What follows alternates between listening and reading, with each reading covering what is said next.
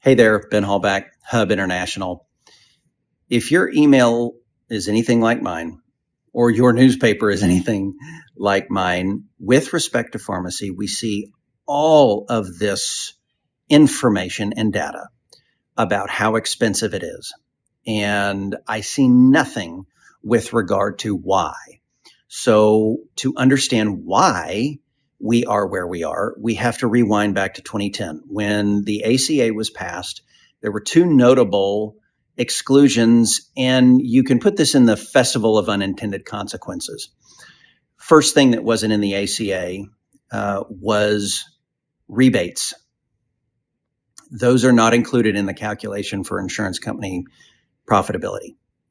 Secondly, when an insurance company's margin is capped, what isn't capped would be related businesses that aren't directly in the insurance business, like a PBM or an aggregator or a wholesaler or a distributor, all these different middlemen that are in the supply chain. And so it makes more sense, not that we like it or enjoy it, but to understand why we are where we are is very, very useful.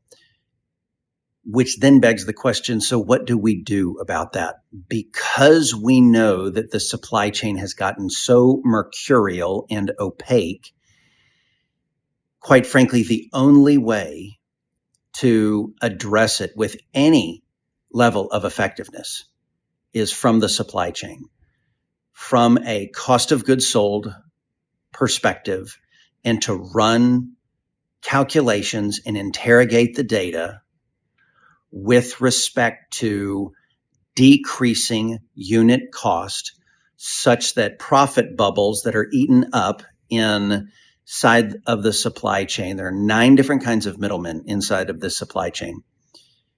So when we run a calculation and interrogate the data accordingly, we find tremendous profit bubbles that do exist, and those profit bubbles then become returned to the rightful owner, which is the plan sponsor.